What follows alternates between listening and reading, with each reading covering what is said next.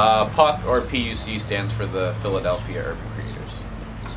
We really are looking to help young people understand how not having access to healthy food is a direct impact on your physical well-being and your energy to get out and do positive things every day. And you know, I think here where they're in neighborhoods that really are impoverished as this neighborhood is, you don't see too many opportunities for jobs or things to do after school, which is why so many of the kids around here end up getting into trouble, is because they just aren't options for them, the same way that there aren't options for healthy food, the same way that there aren't options for good schools to go to. Here we try and help students like draw those connections, and even to the larger issues of how our overall food system has become so industrialized, and you know, our food is mostly grown in monocrops, whether it's vegetables or animals, and how that impacts, you know, our health. And so here we're not really just trying to grow food for the community to give them access to it, but really train them to grow their own food, so that when they leave here, because you know they can do it on their block, they can grow food out of their window, they can grow it in their backyard, they can grow it on their roof, they can grow it anywhere, because you know this is a large plot of land, but it's just one plot of land. So far, we got half the neighborhood with us. Most of them was like, what are they doing? They start, you know, coming messing up the place. Then once we talk to them more, especially with the kids, they all come over out of nowhere and be like, hey, y'all playing it, let's help. I'll be like, all right, cool, let's join. We got the adults, we got kids. Like some kids on my end even come up here. I'll be like, that's what's up, because those kids actually had problems too. And now when I ask, I'll be like, how you doing? Be like, I'm doing better now that I'm at PUC. Anybody want to take a break?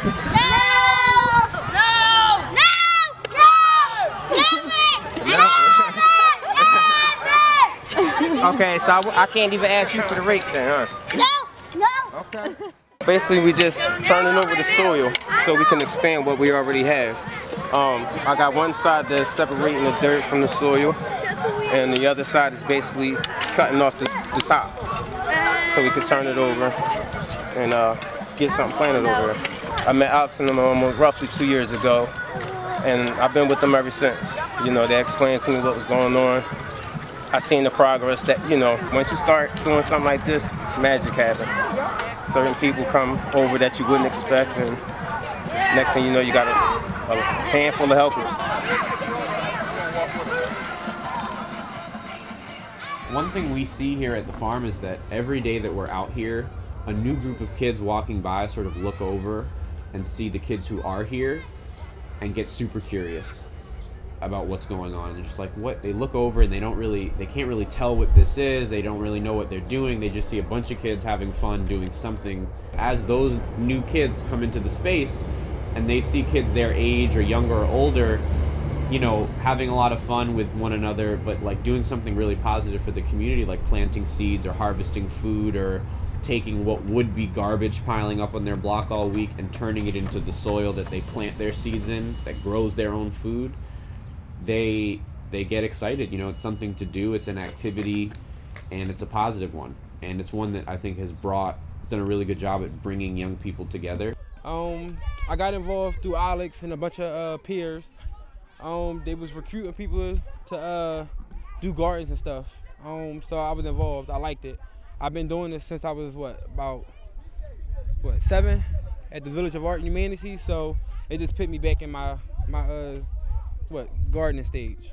We grow plants, fruits, vegetables, compost.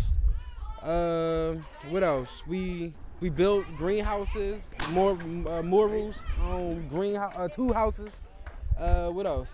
We travel other places to like help other people with their gardenings and farms and stuff like that.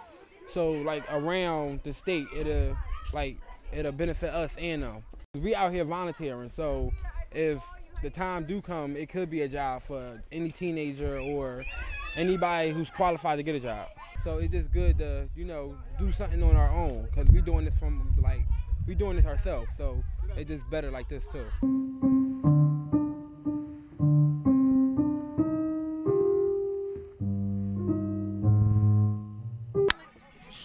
Stop. Sorry. Today is April 1st, 2012, and it's our first community block party of this year.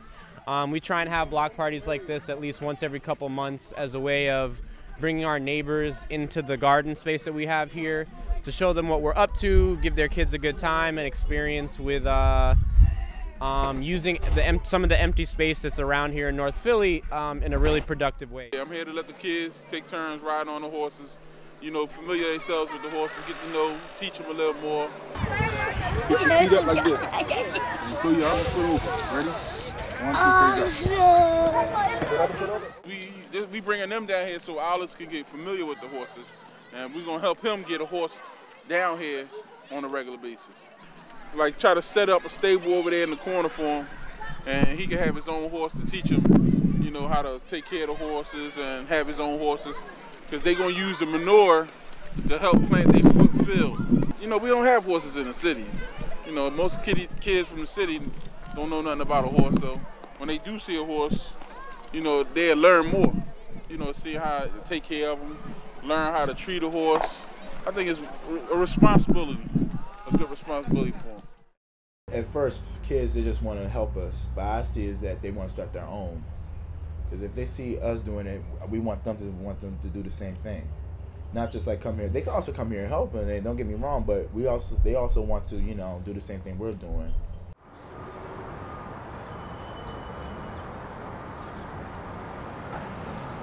All those kids that you guys see over there are not gonna, they wouldn't have nowhere to go.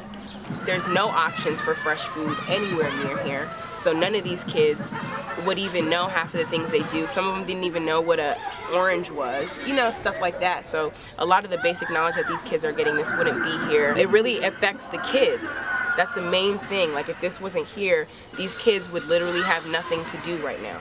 They'd be at the park, which is cool, but right now they're planting seeds, they're learning, they're doing hard work, they're understanding how their hard work can turn into something great.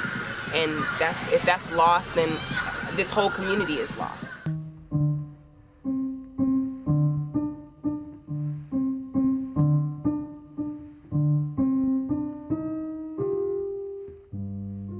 The plan is for us over the next year to really turn all of these 2.5 acres into productive growing space, both in the ground but also vertically.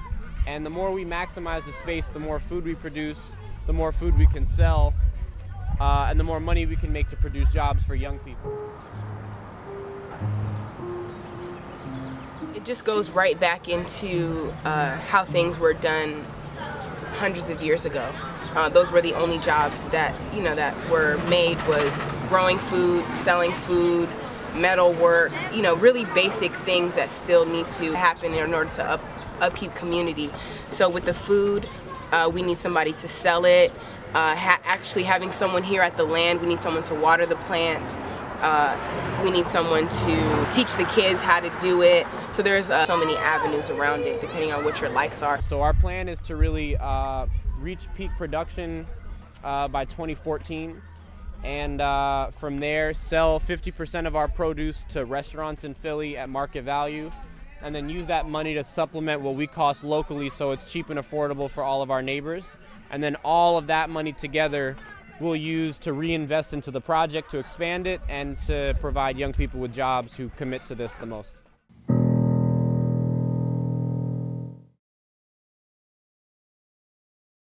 Grew up on a farm right outside of Washington, D.C., so I've always been involved in agriculture. We're a year-round food producer. We're growing this kind of stuff. We're the largest year-round producer in the state of Wisconsin, and maybe one of the largest in the Midwest.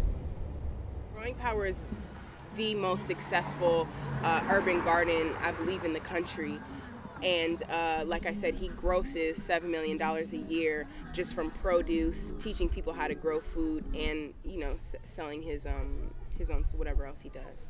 So, and he only has 3.5 acres in Milwaukee, and right here we have 2.5. So, you know, we have a lot of the same potential that he has. Well, I think that what's really special about this project is that what we're creating here is a model of what can be done all over the city. You know, this is one large piece of land, but if we can, you know, before we came here, this was full of weeds and just a forest of overgrown weeds and garbage and trash. And You know, I think what we're doing here is we're showing Philadelphia that all of the empty space that's throughout the city and the abandoned lots and the abandoned buildings don't need to be that way anymore. And they also, neighborhoods don't have to wait for big developers and corporations or universities to come in to demolish that land and build something new that benefits them.